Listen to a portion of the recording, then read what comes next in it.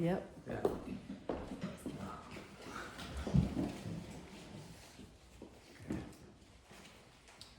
Thank you. All right. Ready to go? Amazing. Okay, everybody. Thank you very much for joining us today. Much nicer weather than last week. Baruch Hashem. Not snow. Able to get here safely. Baruch Hashem. Beautiful. Chanukah Sameach. This is definitely the way to spend Hanukkah. Learning the Torah that the Chashmonaim fought, that we should be able to learn it. Baruch Hashem. Okay, so today's official topic is Chazara, which we're going to get to, but there were just a few more points that I wanted to discuss in Bishul, practical points about Bishul, cooking on Shabbat, that I didn't think we touched upon last time, which I think are very important to speak about. So let's get into that a little bit. We spoke about the concept of Kli Rishon.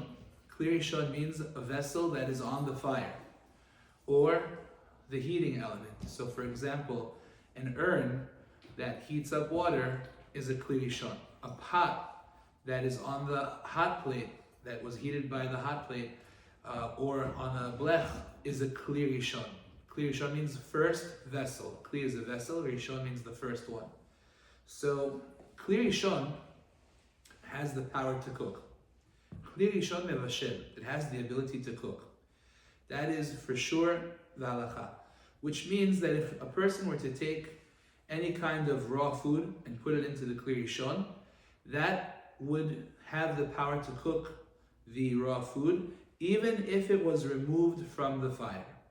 So that's a very important thing to discuss. I believe we mentioned it last week, but now I want to get into the halachot of Kli Sheni and Kli Shlishi.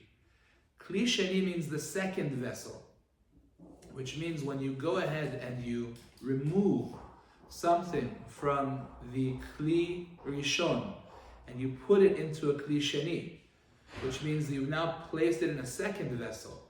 So Tosafot tells us the defanot are mekararot. The walls of the Kli Sheni cool off whatever is even really, really hot. But because of that feature of the walls cooling it off, Kli Sheni eino mevashel. It doesn't have the ability to cook. So that's a very critical point for all of us to understand. Kli Sheni does not have the power to cook. So let's say, for example, I'll tell you when this comes up. You've got a kid, like God not you, somebody has a child that threw up all over himself in bed at night. Now the kid is completely covered in barf. God forbid it happens. Okay?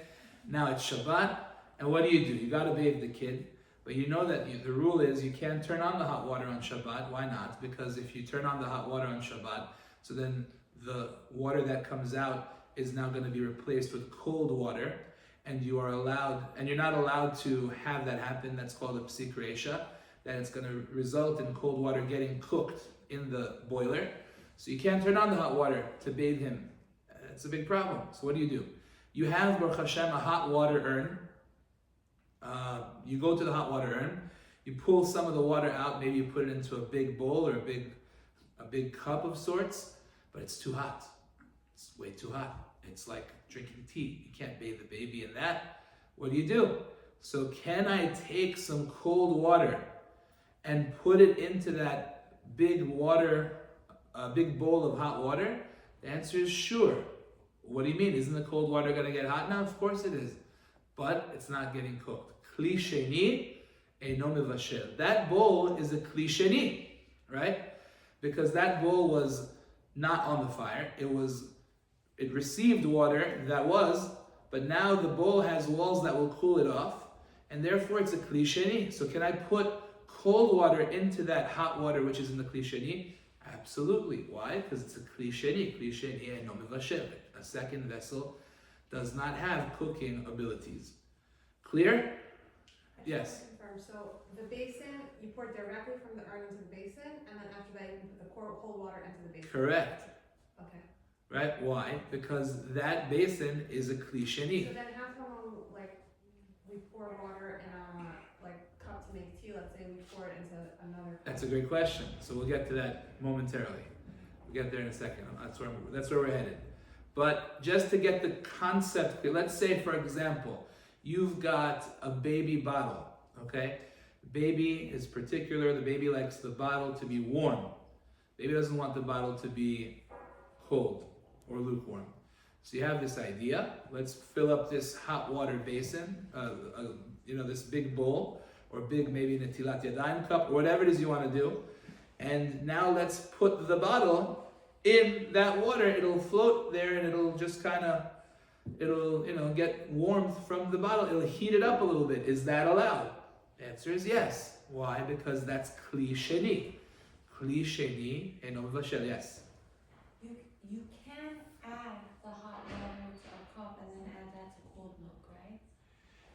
I could add hot water to a Let's cup. say I have a bottle of milk. My baby wants lukewarm milk. Yes. And I usually add hot water to that milk. Yes. I can't directly use the hot water urn, but I can add it to a cup and then from the cup add it to the bottle. So it's cold already. It's already made. It's cold. It's in the fridge. Right. Now you want to put some hot water into it. Right. So that's fine also. If it's so cold that the hot water is not going to raise the temperature, so you could even pour it directly in. That's okay. Directly in. Yeah, because it's not going to do anything. What? It will raise the temperature, no? Slightly. It's not going to make it yad soledbo. Okay. That's a concept called tata'a gavar. The bottom wins. If in between the two, if you have the top versus the top is hot, the bottom is cold. So the bottom is going to be the one that's going to overpower the top, and therefore it's not a problem. Again, that's provided that it's a small amount of water that's going to elevate the temperature a little bit. I'm just saying, let's say that you want to go ahead and just put it inside of some hot water. That's okay. There's a discussion about hatmana. If you submerge it, can you submerge it in the water, put something else that it should weigh down and be totally submerged? That some poskim say you shouldn't do. That's hatmana according to some. But just to have it in the water, no problem. We're good? Okay, fine, good. So that's the concept of kli sheni. Kli sheni eino mevashel.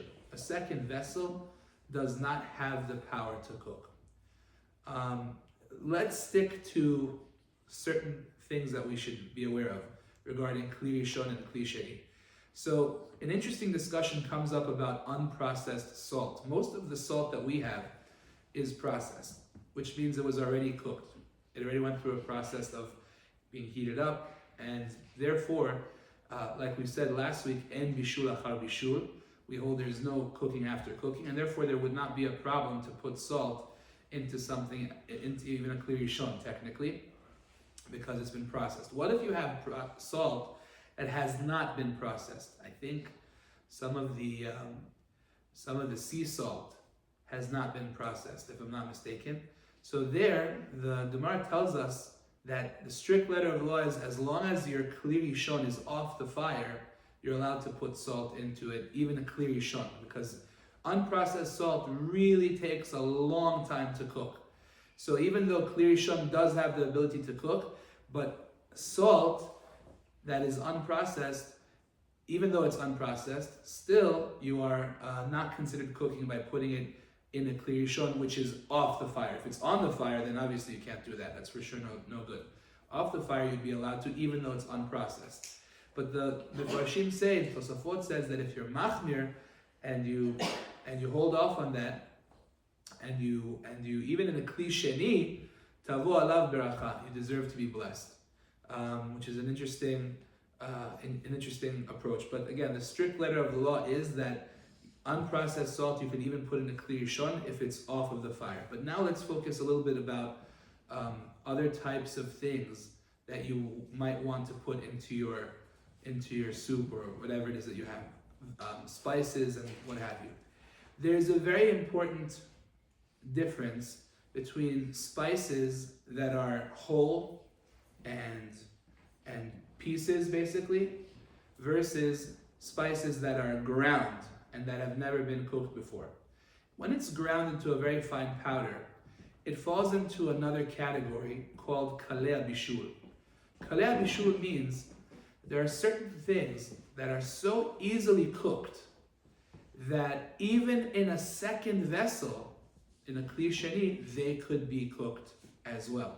Okay, it's very important to be aware of. Kalei habishul, things that are easily cooked, light things. The Gemara's example is something called the Spanish culias. It's a fish. It's a type of fish that just by sprinkling hot water on it, it would cook. It was so light, it was so easy to cook, that even just sprinkling hot water on it would cook it. For this reason, there are certain things that we are not allowed to put even into a kli sheni, a second vessel, because they're so easily cooked that they could even be cooked in a kli sheni. So let's talk about the difference between spices that are whole. For example, a slice of ginger, a slice of pepper, or maybe a few kernels of pepper, all kinds of spices that are whole. So that you could put in a kli sheni. You can't put it in a kli rishon, that would be cooking. Kli rishon cooks when it's hot. Kli sheni does not, as long as it's not kalei bishul. But the poskim do say that when you take something, a spice, and you grind it, and it's ground like a powder, the fact that it's so small, these little tiny particles, makes it easily cooked, and therefore they should not even be put in a kli sheni. So then what's the solution? So this is important to understand with kalei bishul.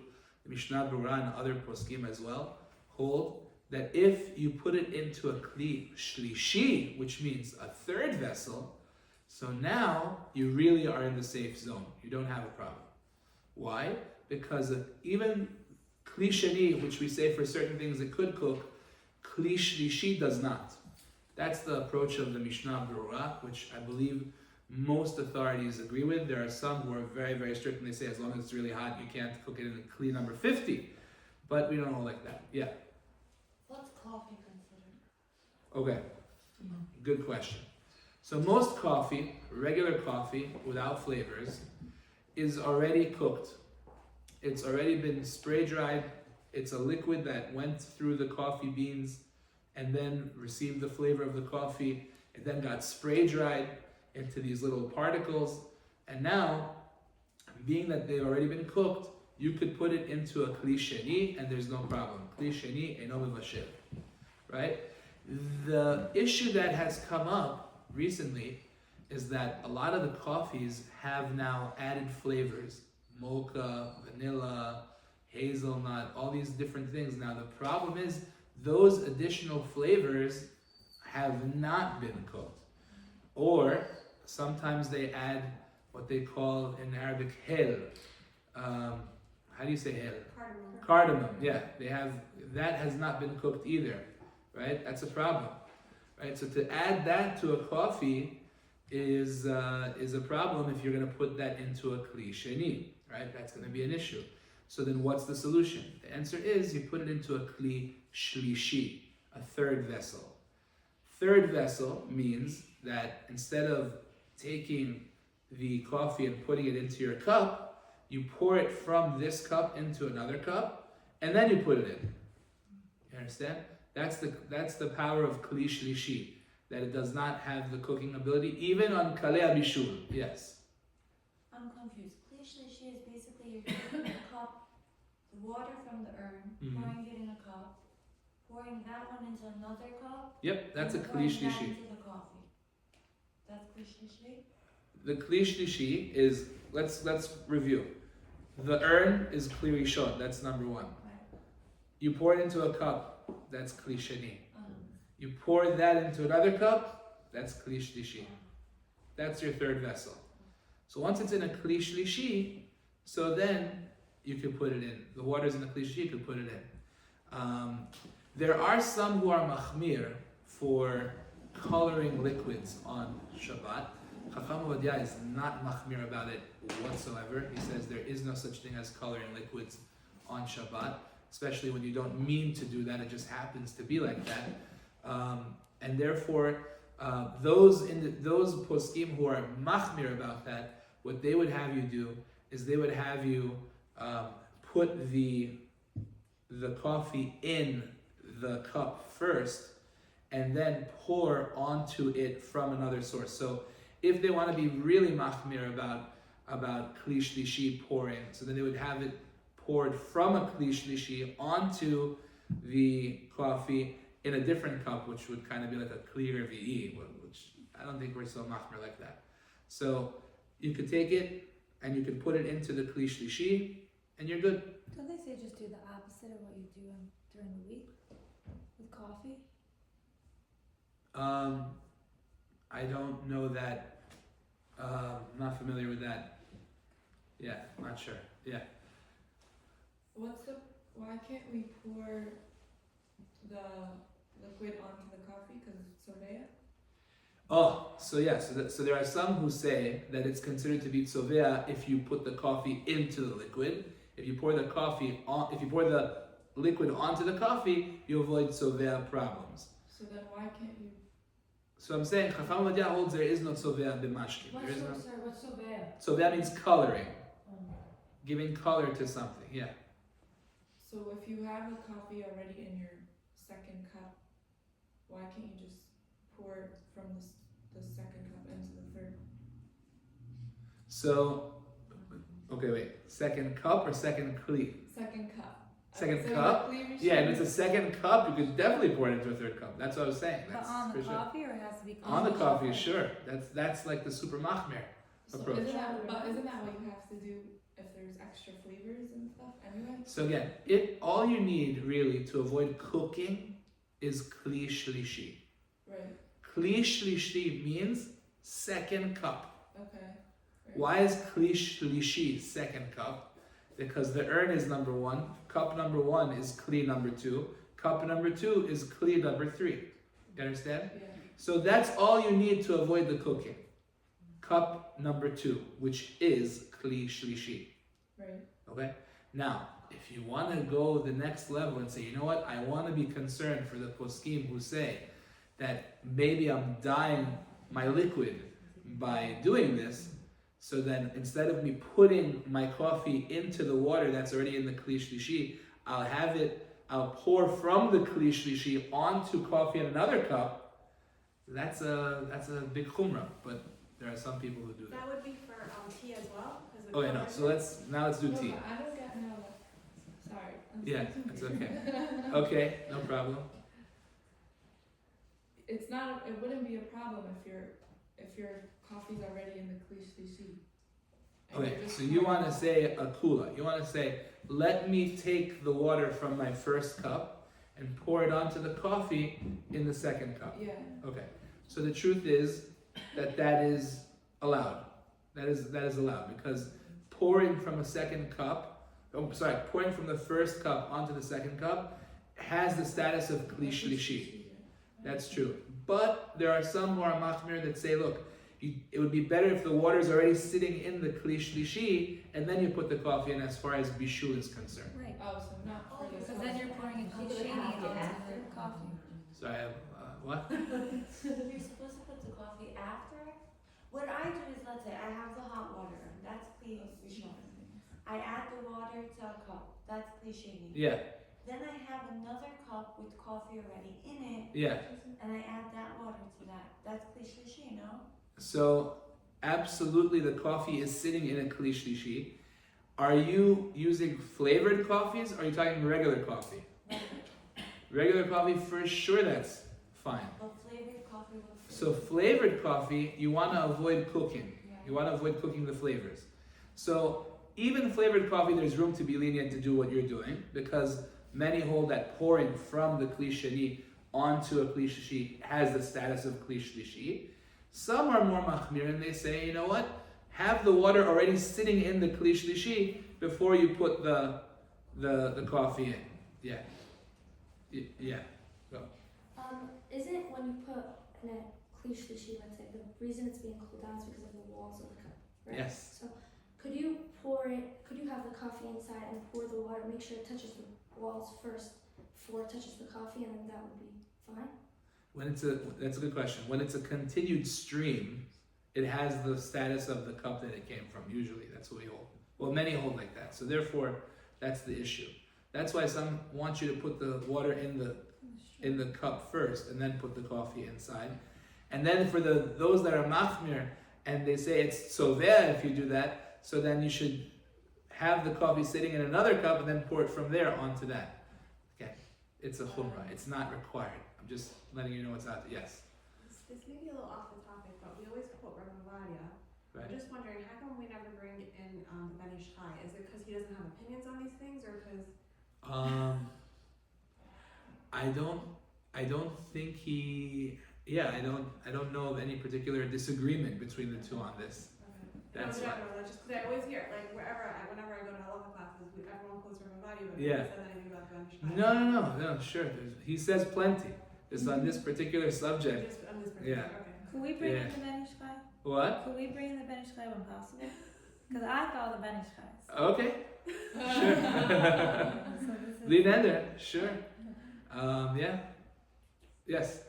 So is it better, like according to Bishop, you were saying it's better to add the uncooked coffee from like a different cup into the kli shishi? Yeah. Okay. That's better. Alright, Yeah. thank you. Ideally. But you should know that there are many poskim who say pouring from a kli sheni onto a kli shlishi still counts as kli shlishi. So if you Yeah, want to that's what we learned in be school, lenient like that like pouring from a klisheni onto a kli shlishi, is a third. is considered kli shlishi. Yeah, many hold like that. So you have what to rely on. Okay. Fine. So good. So now, regarding tea. So tea falls into this category of kalea bishul. The Mishnah Berurah has a long piece about it, and he says that tea leaves are very easily cooked. And for this reason, one would not be allowed to put tea bags or tea leaves into, of course not a kli rishon, but not even a kli sheni. Now here's a good example where there's a little bit of a machloket. Chacham Ovadia in his later book writes that you're allowed to do it. You're allowed to put tea leaves into a kli sheni. I'll be honest with you, I don't know anybody who follows it. We're more machmir than that. We hold that, like the Mishnah Berurah that says that kli sheni is considered to be cooking the tea leaves, and therefore it's a problem. So what's the best solution? So the Mishnah Berurah tells us that what you could do is, before Shabbat, you prepare the tea essence, which means you simply cook it ahead of time, and then you have the liquid on Shabbat, and now you're back to good old kli sheni. If you want to put it into a cup of hot water, that's great, no problem. So your cold tea essence goes into a cup of hot water, no problem. Why? Because it's a kli sheni. Kli sheni doesn't cook. Your tea already is concentrated in that tea essence, no problem whatsoever. That would be the best move. Or you could also pour water directly on your tea bags before Shabbat, and then there'd be no problem pouring water on them on Shabbat because they have already been cooked. And bishul achar bishul. Tea bags have certain issues that come up with them as well. We could talk about it too, but as far as cooking is concerned, it's important to be aware that as long as you have pre-cooked your tea, you really don't run into any issue whatsoever. Now, what if you didn't? So now we have to be concerned about cooking. And to this we say, if you put the tea bag in a kli shlishi, then you don't have a problem. Can't put it in a kli sheni, again, even though Hamad actually does write that you could. It's a big leniency.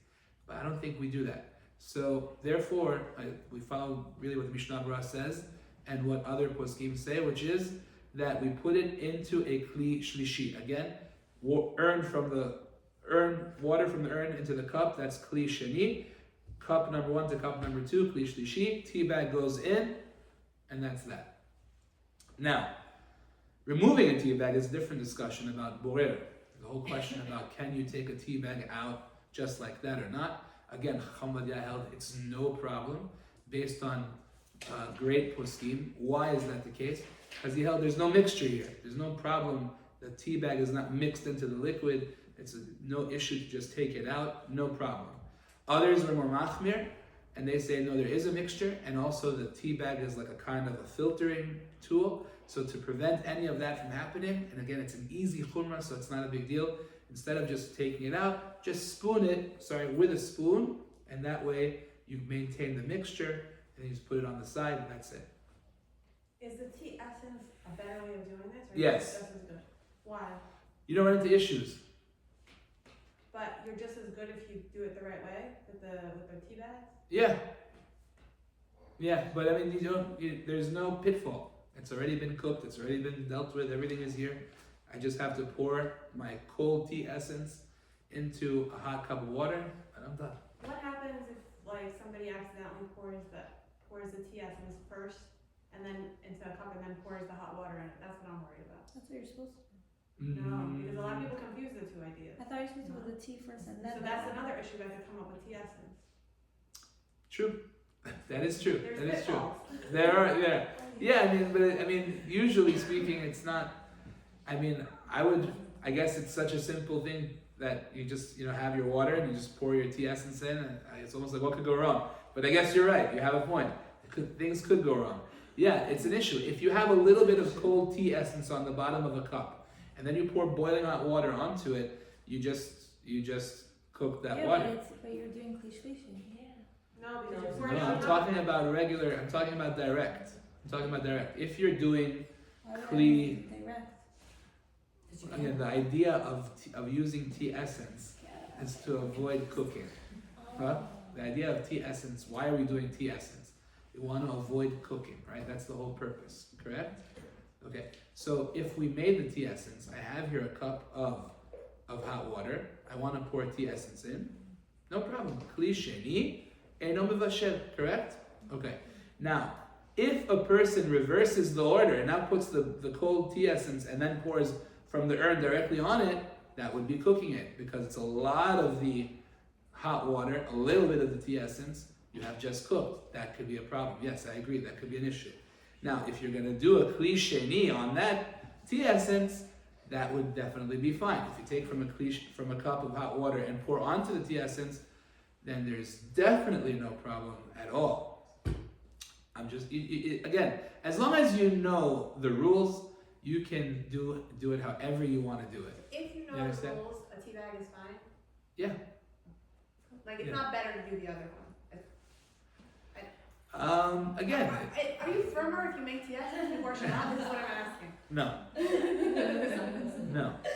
A Because lot of that's the frum, impression that I've gotten. I just want a lot of frum people are doing that because of the idea that it just avoid a lot of issues like that. Again, it's just easy. I pour, a big tray of cups of hot water. Boom, boom, boom, boom, boom, boom, boom, and that's it. No issue. That's why I think it's just easier. In all of them, again, you have to kli shlishi each cup. You have to make sure this cup, boom, this cup, and then you can put tea bags in. And then also you have the issue of how do you take them out? Do you take them out with the spoon, or you make it to just pull it out as is? So there are a little bit more issues with the tea bag. But again, if you know the rules, you're doing everything fine.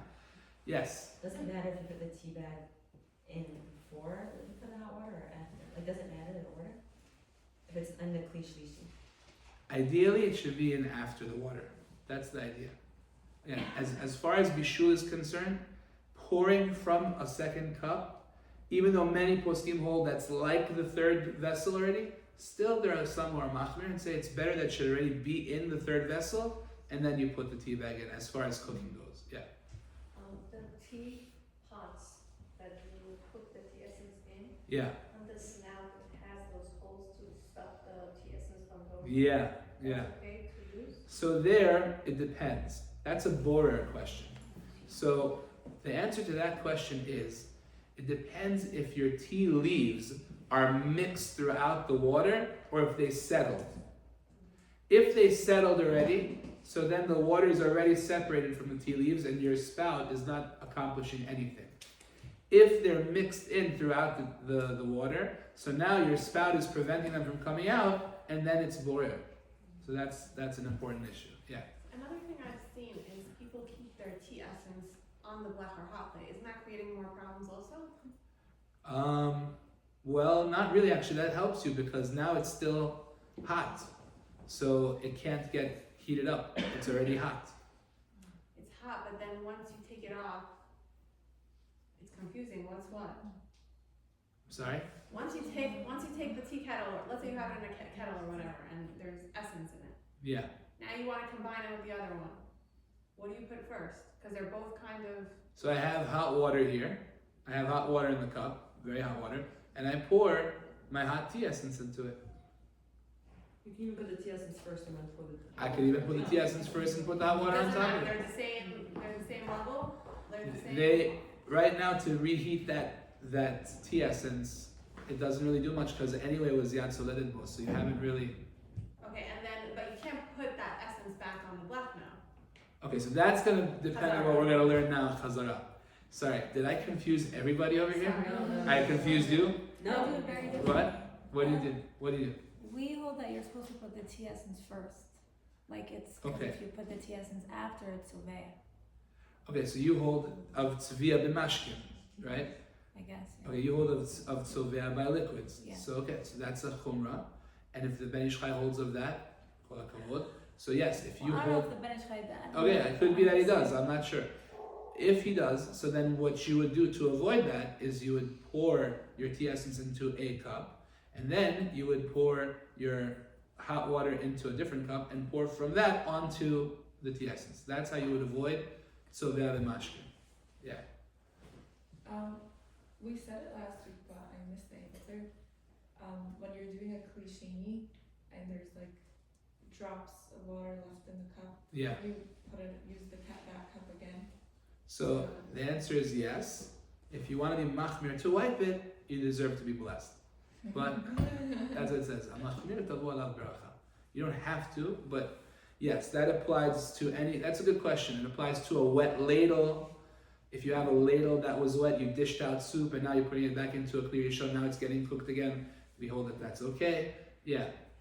So we keep a cup by an urn for when we do whatever the cliche, like from taking out urn and then like we switch to cups. Yeah. If there's any water left over in that cup, is that a problem? Like if I, The same thing as she's asking, right? about like, so I need to clean off the, It's the same story. It's the same. Yeah. It's like if you have a few drops of water, Yeah. there's room to be lenient, but if you wipe it, it's an extra level. Yeah, it's a good thing. That applies to a wet ladle, a wet pot cover, that you lift up the pot cover and the stuff is dripping back in.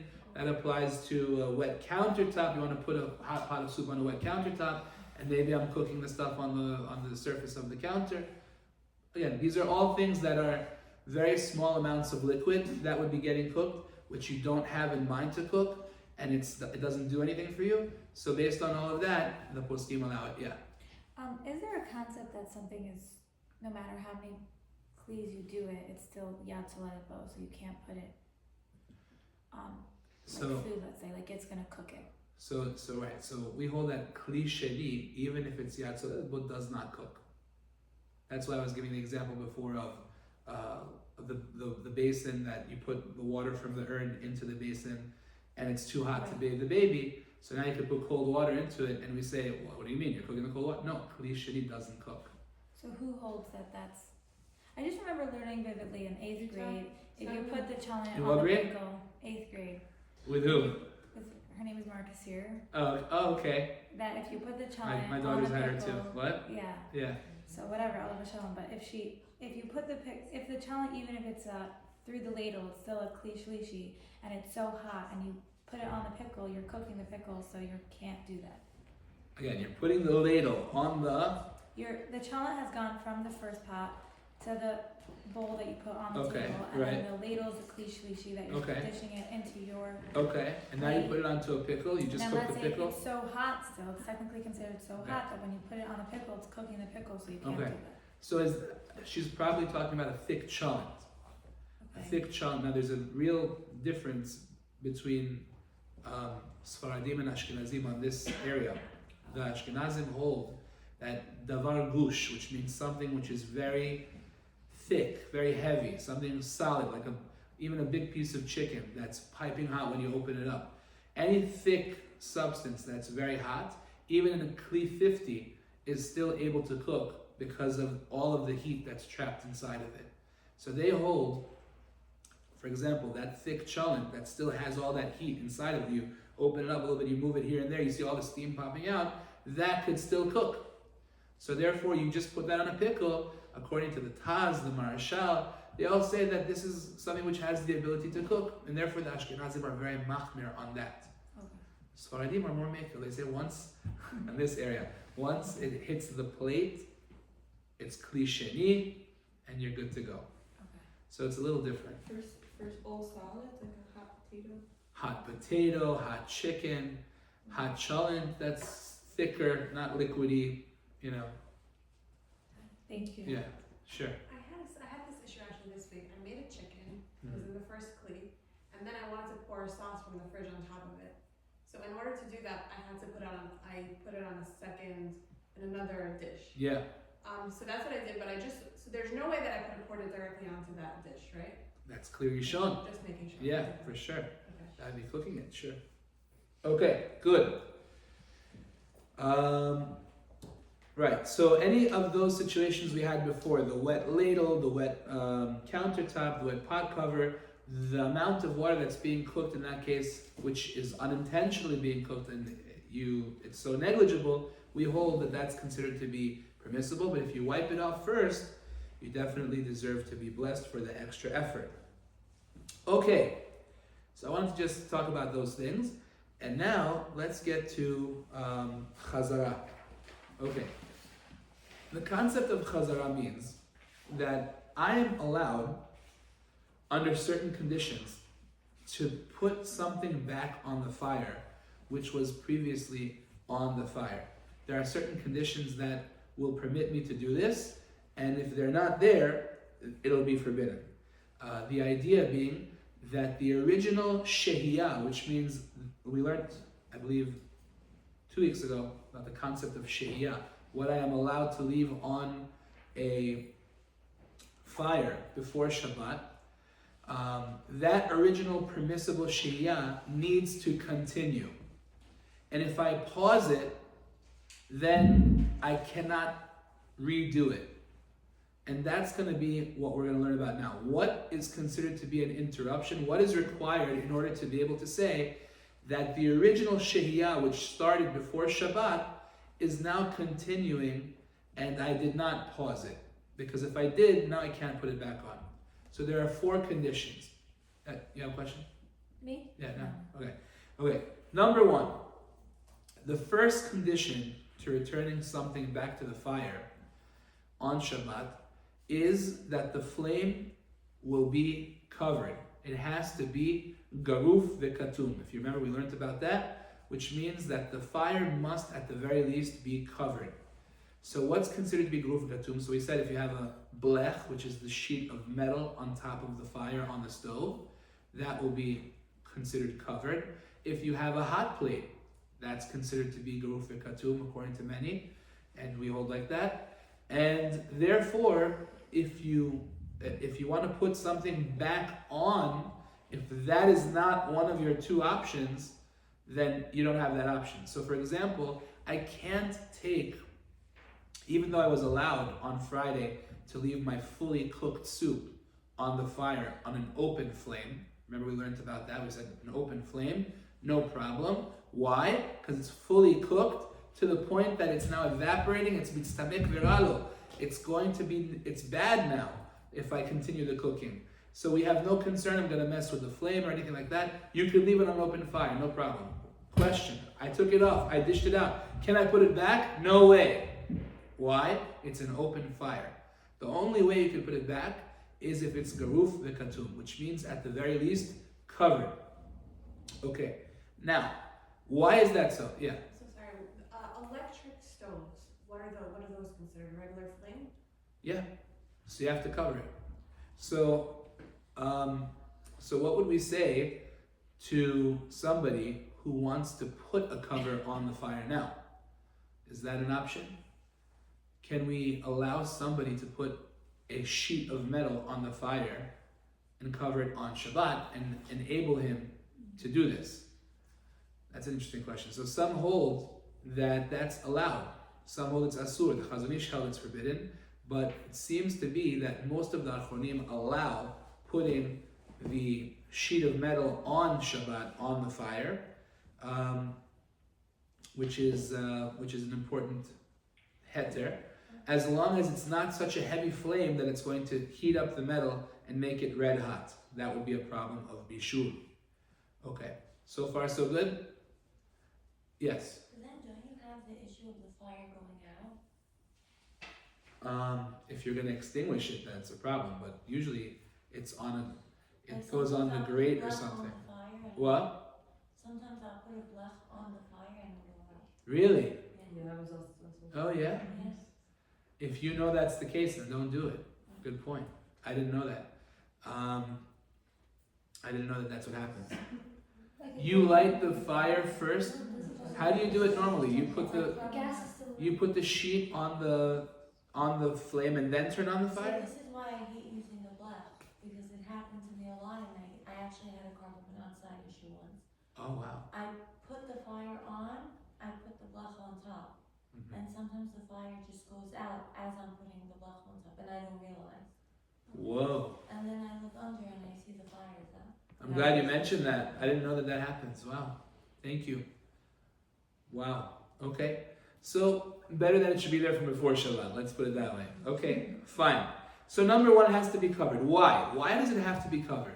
Because Chazal were very concerned about the appearance of you cooking. It looks like you're cooking. If you take a pot, even though it was on from before Shabbat, and now it's off, but you're putting it back onto an open fire, it looks like you're cooking. It's called mechezi kimevashel. It looks like you are cooking. That's a big problem. Chazal did not allow us to do things that look like we're doing an avera. So therefore, number one, it has to be covered. That's the first condition. Number two, it has to be fully cooked. You can't take off something off of the fire and then go ahead and put it back on if it is not fully cooked, because now you're obviously performing an act of cooking. It has to be fully cooked. That's number two. Number three, it has to be hot, that it's yad soledet bo.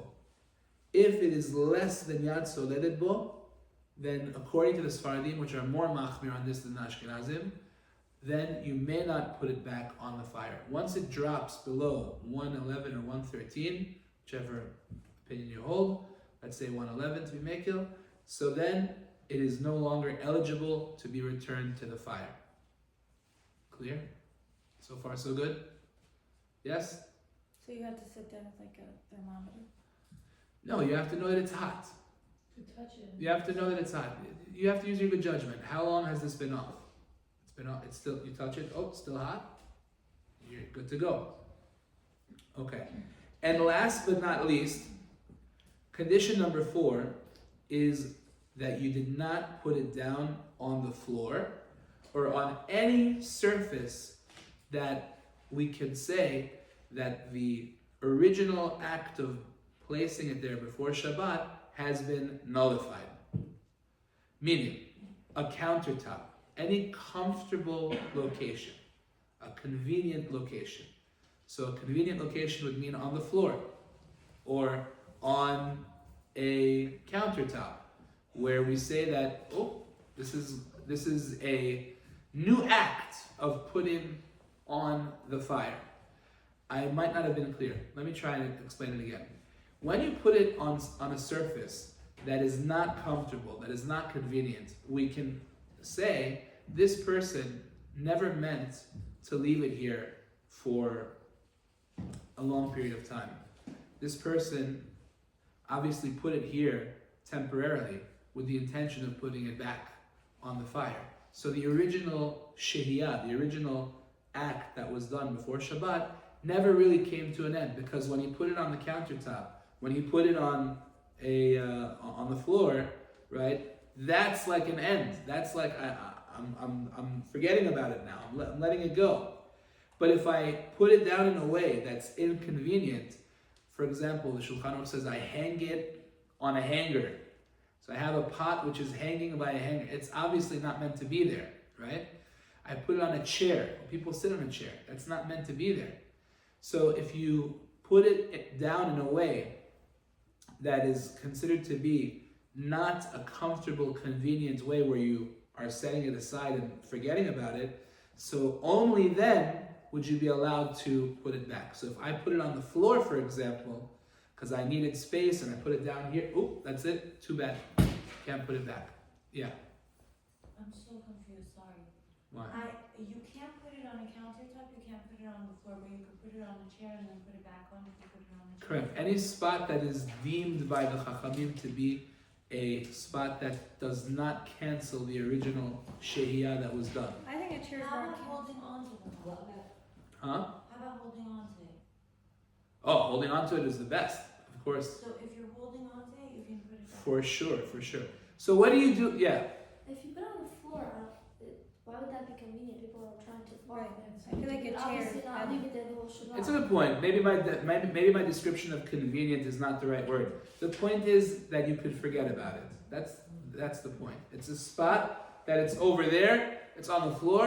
So what It's if out of my you put mind. A cramped space that it's like if I put a pot there, people won't be able to pass through. Would that be? Would that change things? Yeah. I don't think so, because once the rabbis made a rule that floor is off limits, that's it. Floor is off limits. Yeah. What if you have in mind to put it back, like to put it on? And you put it on the floor? Yeah. Still, it's a problem. You can't put it on. If you have in mind to put it back, you cannot put it on the floor. That's the issue. Yeah. so if you're holding onto it on the counter, that's fine. You're holding on to it.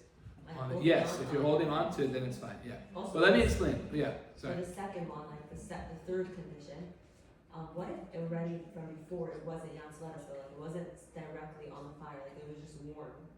So are you allowed to put it back? If it wasn't like, So you're putting it back in the same spot, yeah, and it's not going to become Yad Soledadbo? no.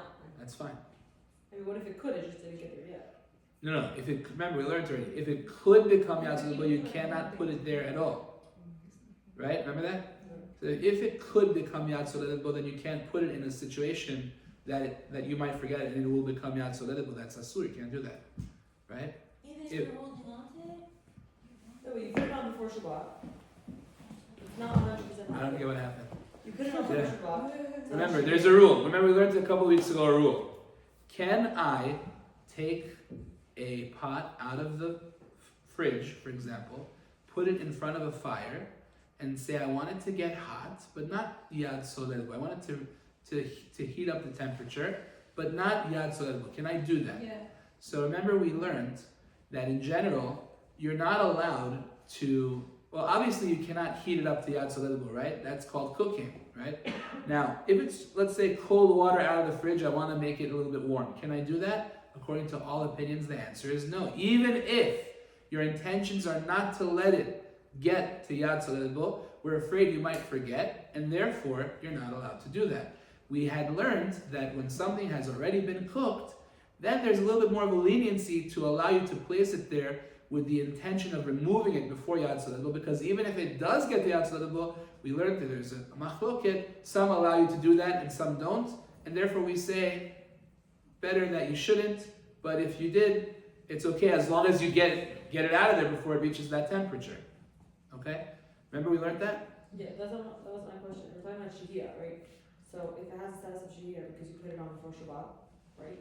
Okay. And 2 hours into Shabbat, it's not fully hot yet. Can you do Chazara? Because your intention is that it will eventually get there. So then no. It's the same thing. For sure. Even if you're holding on to it and whatever. Yeah, because you shouldn't have taken it off. It's Because an interruption no matter It's what. like putting something that's not cooked on the fire. It is, because you want to cook it and you didn't, it's not cooked. Okay. You hear the problem? Is it confusing? How did I confuse I'm you? not lost along the way. I'm trying to figure this out. Let's say I take, okay, my stew is already cooked. I leave it on the fire, okay? Yeah, And then I want to serve it, okay, and then I want to put it back on the fire. awesome. So I can either put it on a chair.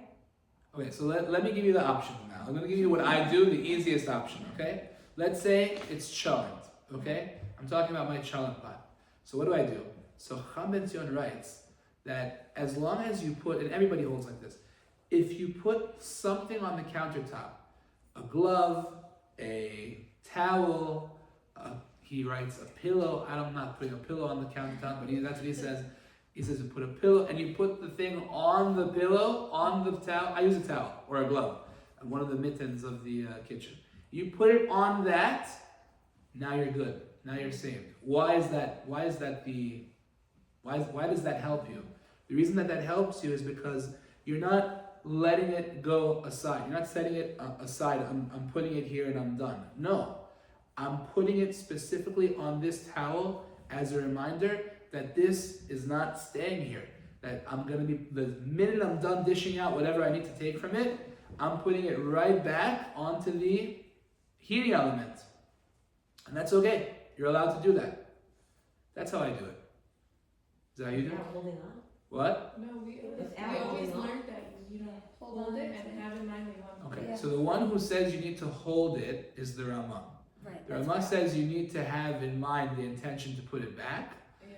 And the Ramah says you're not allowed to let go of it. You have to hold on to it the whole time. Yeah. Again, Shulchan Aruch does not require that. So Ashkenazim have to hold it the whole time. In high school, they have flat conditions. What? Yeah. Okay. It was always Alright. like that. Ashkenazim have to hold the whole time, but according to the Shulchan Aruch, that is not a requirement. Yes. Does it have to be fully cooked? Of course. To put it back on, it has to be fully cooked. If you're putting something on the fire that's not fully cooked, you're cooking. No, but you're just putting it back. Yeah, but remember, you just canceled the act of cooking. There are two things going on at the same time. There's the shehiyah, the permission to leave it there on the fire, and there's the cooking that's taking place. You for sure canceled any cooking action that has been going on till now because you took it off the fire. If I put it back on, now I'm cooking again. So, okay, the original shehiyah is continuing, but now there's a new act of cooking, so you can't do that. So it has to be to the level of what's considered cooked or to what I like it to be cooked. It has to be mevushal kol tzorko, fully cooked. If, let's say, you are now going to put it back on and it's going to continue cooking and it needed to be continued cooking, that's no good. That's already no good. You have to. It has to be mevushal kol tzorko, totally cooked. Okay. Yeah. And then also, could you put it on like a stone, or it has to be like a cloth? No, you could put it on a stone. That's okay. You have a stone, Yeah. like on top of the countertop. Yeah, it's like it's like for the hot stuff. Stones. Yeah, It matches the countertops. What's it called again? Is it normal to put pots on that? Yeah. So then don't do that. Oh. It should be Oh. something that's not usual. Again, if it's the kind of thing that you would set your mind off and say, okay, it's here, I'm good, right? That's no good. You need something that's unusual. A towel, a pillow, a glove, something that's it's still a little wobbly, you're not comfortable, right? Now I'm gonna put it back on. Yeah. Like, what if I usually do that for like cautious reasons? Like, it's very I don't want to put something very hot on the countertop, like directly on the counter. I'm sorry, what? Like, I don't want to put something directly hot on the counter Okay. for like flesh, like hot, like meat and dairy. Okay. So you sometimes usually put a mitten or a stone or a towel. Oh, so you're saying it's there anyway? Yeah, like you do it during the week. That's okay. So what That's is not. the- It's what is not the- considered to be. It's still unusual, I believe. She was talking before about something that is usually you put. It's made for placing pots on it. A coaster. Yeah, like Yeah. Yeah. So Yeah. Oh, sorry. What? Sorry. Finish up. So even if I usually do that during the week, then it's still. Yeah, because it's still considered unusual. You understand? A mitten is not meant for a pot. A towel is not meant for a pot. Yeah. One of the conditions is that it has to be hot, but I know people warm things up. We put things in the fridge overnight. And Right. Like start and just warm up salad things. So because those are dry things. Those are dry things. But if it's wet, then you're right. You can't do that. What about the dips that like the oil gets congealed? Yeah. It gets like congealed, and you need to like. Dips. Yeah. Could you put it next to the blech? So it should get Oily again. oily again. So has that been cooked before? I don't know if if those dips have been cooked before. So then you would be allowed to leave it there as long as it doesn't get to Yatsolidbo. If it hasn't been cooked before, then you would not be allowed to do Does that. the oil have to be cooked or just the stuff inside? The whole item. Yeah. Sorry. Yeah. A couple of years ago, I asked this question about the best way of serving, and I was told to just serve it from the blech. Was that wrong? Like, You mean Meaning what? You have a cholent, you have a Yeah, gomis cholent or borash, whatever. So Okay. just like take what I want while it's in the urn or while it's on the hot plate. And So we learned last week. And Ashkenazim had learned that that's a no. Correct. This is what Yeah. I was told. It would be better as far as cooking is concerned to take it off, and then to serve it again, because you don't want to dig while it's I told on. that because they thought that I wouldn't be able to like meet all the conditions. of Maybe. doing it. Maybe. I believe that they had faith in you. I just don't. Wait, but isn't that problematic? Because you said, like, even with the cholent, you can't take it directly from there. That's my point. That's why I said better to take it off of the blech. That would be better, correct? Yeah. Okay, so those are the 4 conditions. Yes. Sorry. Also, about having it in mind. Like if you didn't have in mind to return it. then- Still okay. Wow. Still okay. Again, according to Shulchan Aruch, it's still okay. Yeah, that, It's 4 everything is like conditions. anyway. Let's go over the 4 conditions. The fire has to be covered. Number 1. Number 2, it has to be totally cooked. Number 3, it has to still be yad soledet bo. It still has to be very hot, right? Number 4, you should not. It has to be you did not put it down on the floor or on a place which is considered to be like the floor, which is a countertop, right? Then you have met your conditions. Again, the Ramah says you also have to keep it in your hand.